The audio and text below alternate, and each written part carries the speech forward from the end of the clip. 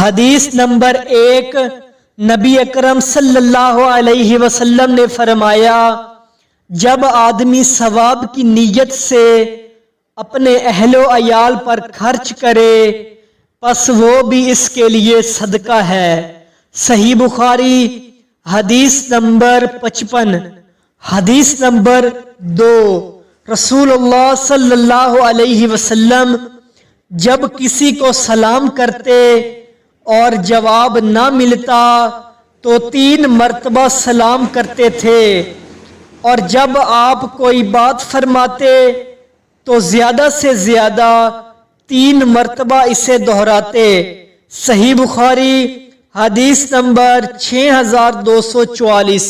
اگر آپ اسی طرح صحیح اور مستند احادیث سے سننا پسند کرتے ہیں تو میرے چینل علی ماہی نزاکت کو سبسکرائب کر لیں تاکہ ہم بار بار ملتے رہیں۔ جزاک اللہ۔